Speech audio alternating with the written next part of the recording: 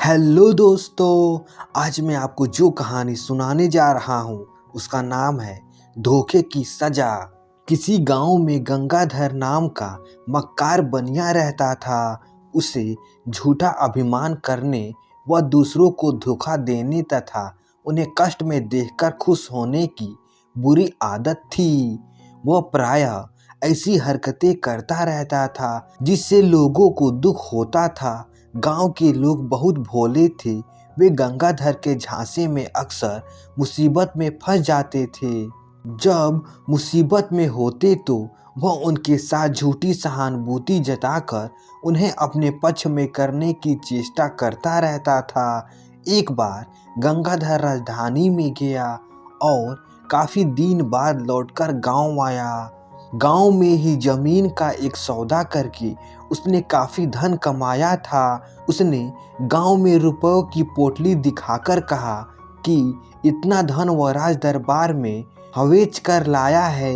अगर तुम लोगों में से कोई राजा के दरबार में अच्छी नस्ल के कुत्ते ले जा सके तो राजा तुम्हें काफी धन और सोना दे सकता है। गंगाधर की इस बात को कुछ लोगों ने तो नहीं माना, लेकिन अधिकांश लोगों के मन में धन कमाने की लालसा जाग गई।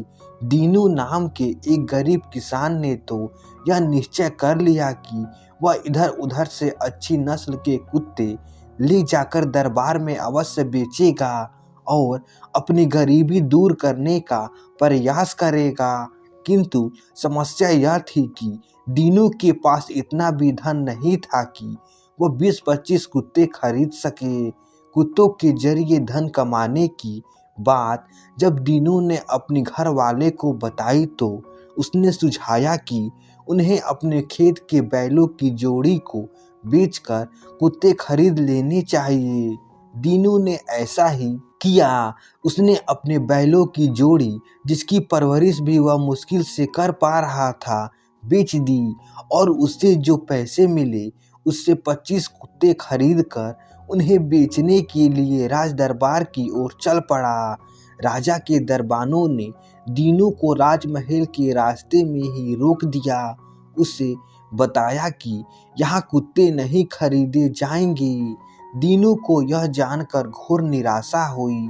उसने राजा के लोगों से कहा कि मैंने अपने खेत के बैलों की जोड़ी बेचकर कुत्ते खरीदे थे।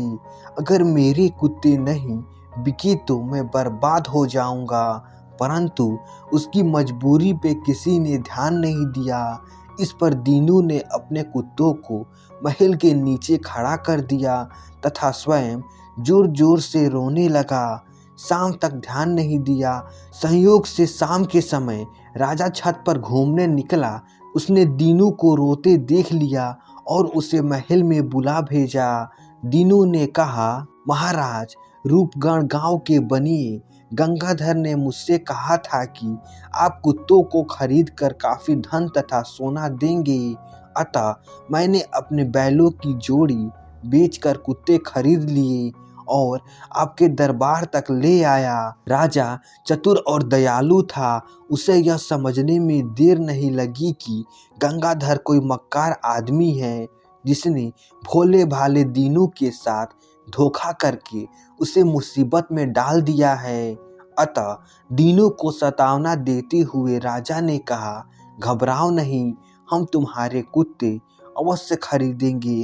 राजा ने दीनू के सभी कुत्ते खरीद कर उसे ढेर सारा धन और सोना दे दिया। दीनू खुश होता हुआ गांव लौट आया और सबसे पहले उसने गंगाधर को ही इसकी सूचना दी। बोला, भाई जी, आपने मुझ पर बहुत बड़ा उपकार किया है कि मुझे कुत्ते बेचकर धन कमाने की युक्ति बताई। देखो, राजा ने मुझे कितना सारा धन और सोना दिया है। दीनू के पास इतना धन और सोना देखकर गंगाधर के पांव तले से जमीन खिसक गई। उसने सोचा, मैंने तो इसे धोखा देने और बेवकूफ़ बनाने के लिए ऐसा कहा था। यह तो कुत्ते बेचकर सचमुच खुशहाल हो गया। इससे पहले कि लोगों को इसकी जानकारी हो, मुझे कुत्ते बेचने के लिए राजा के दरबार में पहुंच जाना चाहिए। गंगाधर ने मुंह देखी खुशी जाहिर करके दीनू को विदा किया। अपनी संपत्ति को कई गुना करने के चक्कर में गंगाधर ने 2 ही दिनों में अपनी जमीन जायदाद, सोना चांदी और दूसरा सामान बेचकर नकदी प्राप्त की और उनसे सैकड़ों कुत्ते खरीद लिए।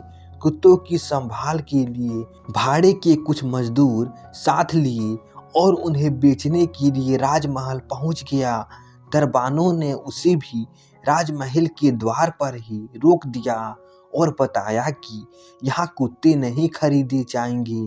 गंगाधर विशेष रूप से उत्साहित तो था ही, कुत्ते न खरीदने की बात और अंदर जाने से रोकने के मसले को लेकर वह दरबानों पे चीखने चिल्लाने लगा। उसने कई राहगीरों को भी इकट्ठा कर लिया। भीड़ देखकर कुत्ते भी भौंकने लगी। राजमहल के सामने भारी शोरगुल होने लगा। अतः राजा भी छत पर आ गया। राजा ने मामले की जानकारी करके गंगाधर को महल में बुलावा भेजा। गंगाधर ने प्रार्थना की, महाराज, मैं आपकी सेवा में खरीद हेतु विभिन्न प्रकार के सैकड़ों कुत्ते लाया हूँ। राजा ने कहा, ठीक है, लेकिन अपनी जरूरत के कुत्ते तो हम पहले ही खरीद चुके हैं, इसलिए अब तुम इन्हें वापस ले जा सकते हो। गंगाधर राजा के सामने बहुत गिड़गिड़ाया, परंतु उसकी मानसा पहचान कर राजा ने उसकी एक ना सुनी। मजबूरन उसे कुत्तों के साथ मुंह लटकाकर उल्टे पांव लौटना पड़ा। अपनी मजदूरी नहीं मिलने के कारण उसके साथी भी कुत्ते को छोड़कर भाग गए और उसके कुत्ते भी रास्ते में जंगलों में भाग छूटे। गंगाधर का धन कमाने का सपना टूटकर बिखर गया। रास्ते में अकेले चलते हुए उसने सोचा, अपने धन को कई गुना करने की फिराक में मेरा अपना धन भी गया। दूसरों के साथ धोखा करने के कारण मुझे यह सजा मिली है। मुझे लोगों की भावनाओं के साथ खिलवाड़ करना बंद करके अपने स्वभाव में परिवर्तन लाना चाहिए। उसने संकल्प लिया कि भविष्य में वह किसी को परेशान नहीं करेगा और लोगों के साथ अच्छा व्यवहार करेगा। तो दोस्तों, आशा करता हूँ यह कहानी आपको अच्छी लगी होगी। ऐसे ही मज़ेदार कहानी सुनने के लिए हमारे चैनल को सब्सक्राइब कर दीजिए।